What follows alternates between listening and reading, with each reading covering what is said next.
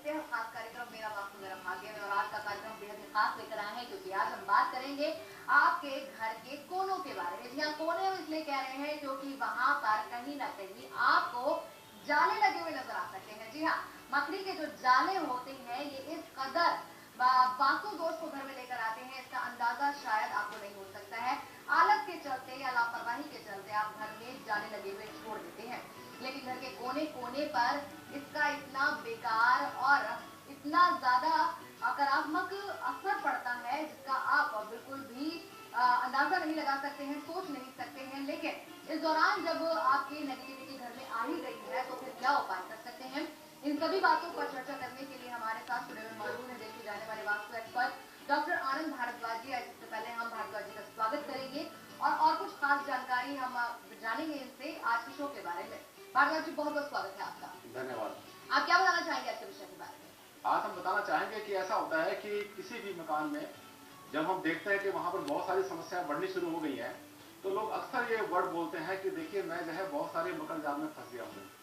अब मकर जाल में फंसने का मतलब ये नहीं कि किसी इंसान पर या घर में रहने वालों पर कोई मकड़ी के जाले चिपके हुए हैं, बल्कि मकर जाल उसको बोलते हैं कि जब कोई आदमी कोई इंसान चारों तरफ से घिरना शुरू हो जाता है, जो घर में समस्या आ जाती है, बीमारी फैल जाती है, बच्चों की एजुकेशन खराब होने लगती है और बच्चों का ध्यान अपनी पढ़ाई में रखता नहीं है, घर में इस तरह से एक के बाद में एक महीना की समस्या आती है, तभी इंसान कहता है कि मैं तो बहुत बड़े मकर जाल में फंस गया हूँ। तो जब ऐसा मकर जाल होता है तो निश्चित रूप से ये मकर जाल जो है, ये मकर जाल असली में क्या होता है कि ये भी मकड़ियों का जाल होता है, गंदगी होती है, अंधेरा होता है, जिसके कारण हमें बहुत सारी समस्याएं आती हैं। बिल्कुल सही कहा भारद्वाज जी ने कि जो मकड़ी के जाले होते हैं वो बहुत ही अशुभ होते हैं घर में और तरह तरह के वास्तु दोष को लेकर आते हैं। लेकिन इसके अलावा आज की बोलती दिशा बेहद खास है। एक ऐसी रहस्यमय दिशा के बारे में आज आपको जानकारी देंगे जिसका घर में होना बहुत जरूरी है, लेकिन वहां पर कुछ कायदे नियम सावधानियों का ध्यान रखना बेहद ही खास है, क्योंकि उन सावधानियों को जब अपनाएंगे तो अपने घर में खुशहाली आएगी। लेकिन बोलती दिशाओं का ये रहस्यमय दिशा कौन सी है अभी कुछ ही देर में हम आपको बताएंगे। लेकिन बहरहाल आगे बढ़ते हैं और सबसे पहले जान लेते हैं पहला मैजिकल फॉर्मूला।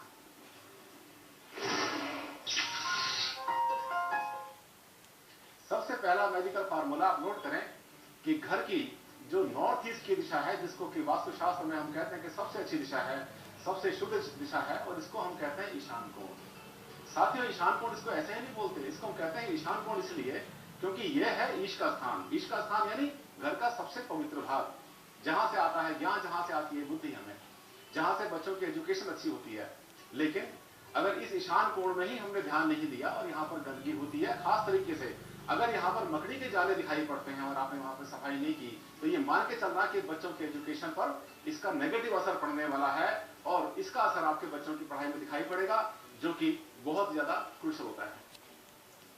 बस कुछ ही देर में हम आपको बताएंगे वास्तु एलिमेंट्स के बारे में भी, और आज का वास्तु एलिमेंट बेहद ही खास है जो आपके घर के तमाम तरीके के जो वास्तु दोष है उनका एक अकेला निवारण साबित हो सकता है। लेकिन कुछ ऐसे वास्तु दोष भी हैं जिसके अंदर उसकी हेल्प नहीं हो सकती है, तो ये एक अच्छी जानकारी भी है, एक अच्छा वास्तु एलिमेंट है, इसलिए थोड़ा सा आपको इंतजार करना होगा। भारद्वाज जी बताएंगे आपको उसके बारे में भी। लेकिन फिलहाल हम पूर्णिया बिहार से जुड़ी वंदना से बात करेंगे। हमारे सबसे पहले कॉलर है वंदना जी, स्वागत है आपका। वंदना जी, आप तक आवाज पहुंच रही है तो बात कीजिए। अरे कोई है तो नहीं? वंदना जी, आप तक आवाज पहुंच रही है तो बात कीजिए। लगता है कि संपर्क टूट गया, लेकिन एक और कॉलर है हमारे साथ। संदीप है लुधियाना से, स्वागत है आपका संदीप जी। नमस्कार मैम।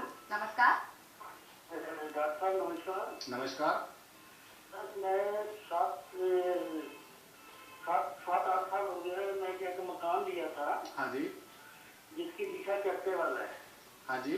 तो इतनी दिक्कत का सामना करना पड़ गया है कि सात जब से मकान लिया तब से मैं एकदम फ्री हूँ, कोई किसी तरह का काम नहीं है। मतलब रोजगार छूट गया है? रोजगार छूट गया, ठीक। एकदम टोटली फ्री बैठा हूँ। जी जी जी, समझ गए। देखिए ऐसा है कि जहां पर पैसे की समस्या आती है, जहां बिजनेस की समस्या आती है, हमें जहां पर हमारा कारोबार डूबता मालूम पड़ता है और कोई भी रास्ता दिखाई नहीं देता, इसका सबसे बड़ा कारण होता है कि आपके घर का जो उत्तर दिशा है, उत्तर दिशा में आपने कुछ गलती कर दी है। जैसे वहां पर कोई टॉयलेट बना दिया हो, वहां पर कोई आपने भारी सामान रख दिया हो, या आपका उत्तर दिशा में बना हुआ कोई भी जगह वहां पर अंधेरा रहता है, वहां पर सीलन रहती है, या वहां पर मकड़ी के जाले हो, या वहां पर गंदगी हो। आप ध्यान से एक बार फिर से देखें और अपनी नॉर्थ की दिशा को, जिसको उत्तर कहते हैं, उत्तर दिशा को आप साफ करें आप देखिए कि आपको इसका लाभ मिलना शुरू हो जाएगा।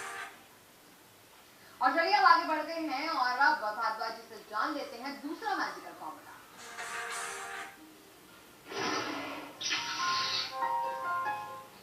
दूसरा मैजिकल फार्मूला है कि जिस तरह से हम दिशाओं की बात करते हैं वास्तुशास्त्र में, एक और दूसरी दिशा है जो कि बहुत ज्यादा अहम है, उसे कहते हैं साउथ ईस्ट यानी दक्षिण पूर्व।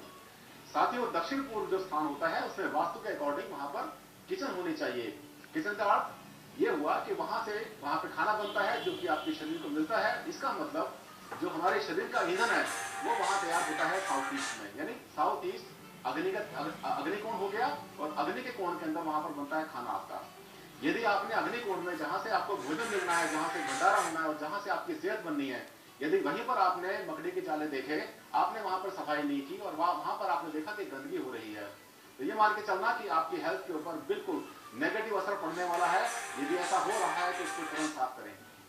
लेकिन साथ ही साथ एक बार फिर से आपको याद दिला देते हैं कि आज की बोलती दिशा बहुत ही खास है, क्योंकि हमेशा हम आपको बोलती दिशाओं में खास दिशाओं के बारे में जानकारी देते हैं और आज की दिशा तो बहुत ही जरूरी होती है हर घर के लिए, हर इंसान के लिए, क्योंकि उस दिशा से कितनी खास एनर्जी जो बाहर निकलती है। लेकिन वो दिशा कौन सी है, बस कुछ ही देर में हम आपको बताएंगे, लेकिन उससे पहले बात कर लेते हैं वंदना से। स्वागत है आपका वंदना जी। वंदना जी, आप तक आवाज पहुंच रही तो बात कीजिए। लगता है कि संपर्क नहीं हो पा रहा है, लेकिन एक दिल्ली से कॉलर हमारे साथ शमीम, उनसे बात करेंगे। स्वागत है आपका शमीम जी। शमीम जी, आप तक आवाज पहुंचे तो बात कीजिए। लगता है कि इनसे भी संपर्क नहीं हो पा रहा है। हम बार बार आपसे प्रयास करते हैं कि बात करने की कोशिश करें, लेकिन अक्सर ये खराबी इसलिए आती है कि आप अपने टीवी सेट का वॉल्यूम ऑन करके रखते हैं। तो टीवी सेट का वॉल्यूम ऑफ रखिए। साथ ही साथ आप हमें मेल भी कर सकते हैं आप meerawastu@livindia.tv पर। और हरियाणा से हमें एक मेल ऐसी ही आई है, हरियाणा का पलवल जो एरिया है वहां से मेल है।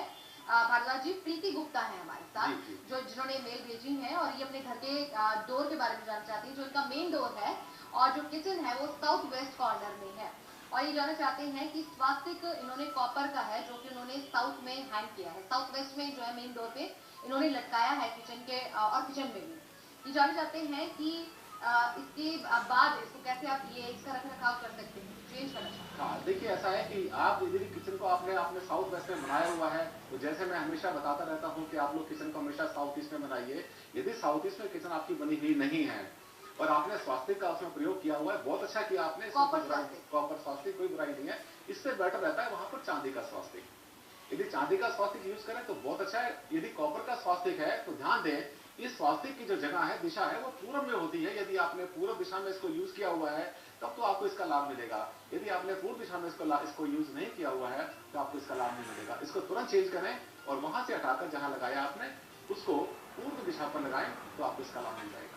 और चलिए यहाँ पर रुक रहे छोटे से ब्रेक के लिए। ब्रेक के उस पार बिल्कुल हम बात करेंगे आज के वास्तु एलिमेंट्स के बारे में। बहुत ही अट्रैक्टिव सा आज फिर आप बॉक्स लेकर आए हैं, लेकिन इसकी अट्रैक्टिव चीज एक्चुअल में क्या है ये हम आपको बताएंगे ब्रेक के उस पार। तो फौरन हाजिर होते हैं ब्रेक के बाद। Stay with us.